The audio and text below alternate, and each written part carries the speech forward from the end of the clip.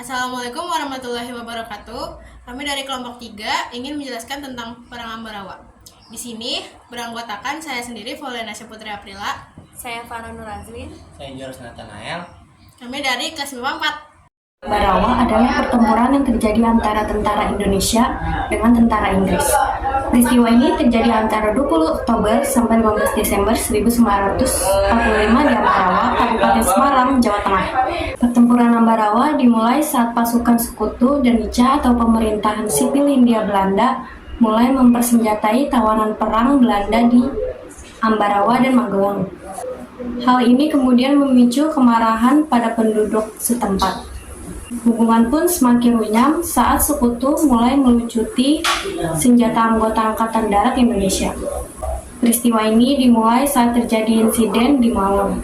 Pada 20 Oktober 1945, Brigadir Artileri dari Divisi India ke-23 atau militer Inggris mendarat di Semarang yang dipimpin oleh Brigadir Battle. Oleh pihak Republik Indonesia, Battle diperkenankan untuk mengurus pelucutan pasukan Jepang. Ia juga diperbolehkan untuk melakukan evakuasi 19.000 interniran Sekutu atau APW yang berada di Kamp Banyu Biru, Ambarawa, dan Magelang. Tapi ternyata mereka diboncengi oleh orang-orang Nica atau pemerintahan sipil Hindia Belanda. Mereka kemudian mempersenjatai para tawanan Jepang. Pada 26 Oktober 1945, insiden ini pecah di Magelang. Pertempuran pun berlanjut antara Tentara Keamanan Rakyat atau TKR dengan tentara Inggris. Pertempuran sempat berhenti setelah kedatangan Presiden Soekarno dan Brigadir Battle di Magelang pada 2 November 1945. Mereka pun mengadakan perundingan untuk melakukan gencatan senjata. Melalui perundingan tersebut, tercapai sebuah kesepakatan antara lain, yaitu pihak Inggris akan tetap menempatkan pasukannya di Magelang untuk melakukan kewajibannya melindungi dan mengurus evakuasi APW. Kedua, Jalan Raya Magelang Ambarawa terbuka bagi lalu lintas Indonesia dan Inggris. Ketiga, Inggris tidak akan mengakui aktivitas Nica dalam badan-badan yang berada di bawah kekuasaannya. Namun, pihak Inggris mengingkari perjanjian tersebut. Kesempatan dan kelemahan yang ada dalam pasal tersebut dipergunakan Inggris untuk menambah jumlah pasukannya yang berada di Magelang.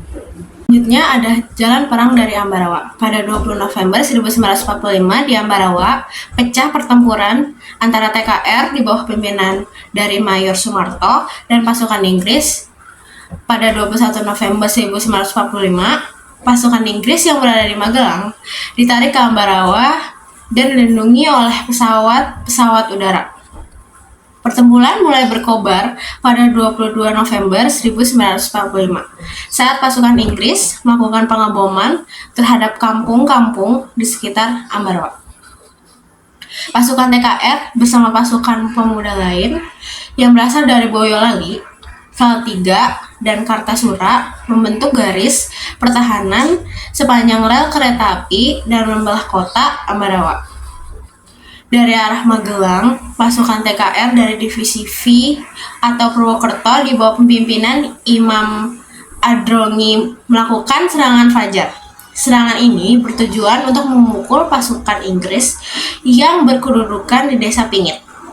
Pasukan Imam pun berhasil menduduki Pingit.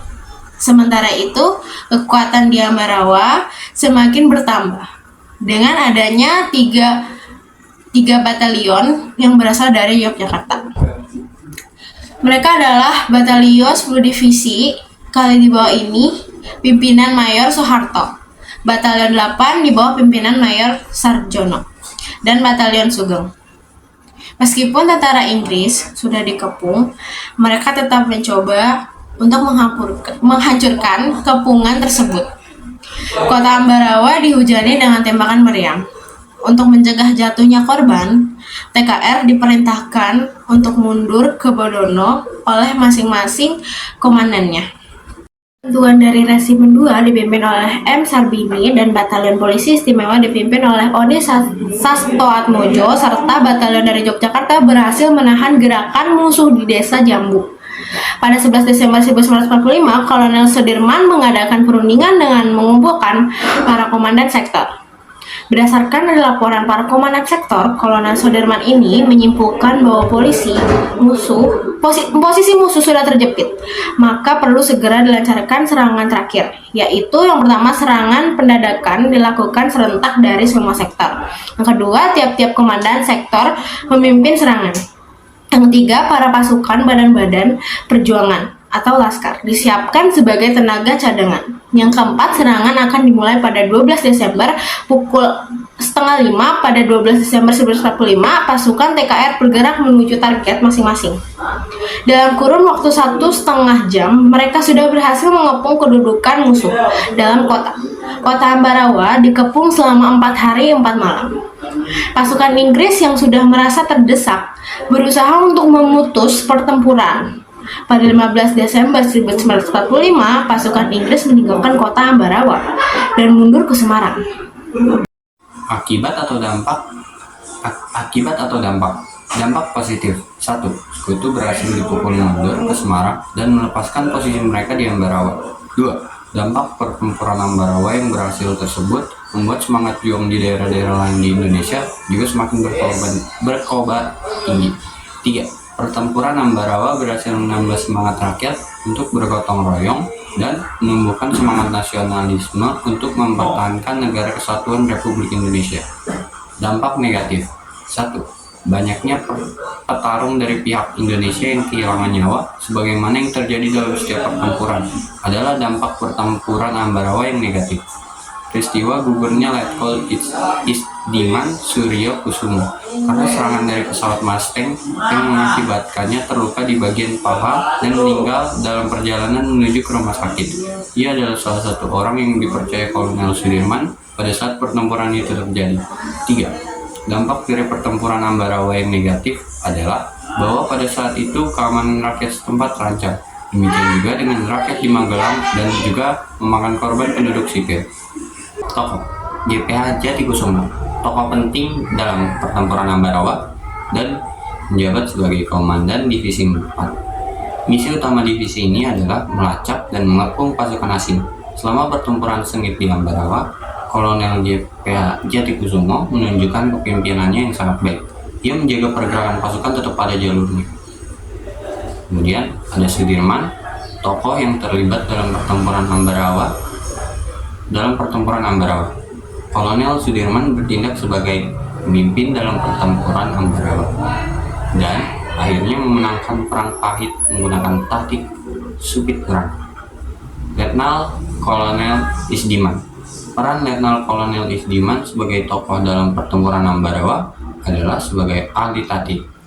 Jenderal Sudirman memerintahkan prajuritnya untuk berperang di Ambarawa agar pasukan koalisi bisa mundur dari daerah dan Indonesia.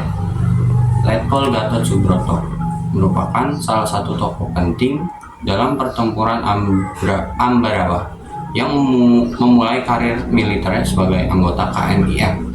Peran Letnan Kolonel Gatot Subroto sebagai tokoh yang terlibat dalam pertempuran Ambarawa pada tahun 1945 adalah juru taktik utama.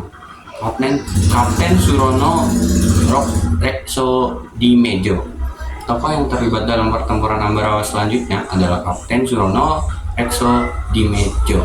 Ia dipercaya sebagai kapten di bawah komando Letnan Kolonel Gatot Subroto. Keperkasaan militer Kapten Surono tidak boleh dianggap remeh. Sarbini Marto Diharjo, tokoh yang terlibat dalam pertempuran Ambarawa yang memimpin pasukan keamanan rakyat Resimen Kedua Tengah menyerang pasukan Nika di Jambu Ambarawa. Sekian penjelasan tentang perang Ambarawa dari kami. Kurang lebihnya mohon maaf. Wassalamualaikum warahmatullahi wabarakatuh.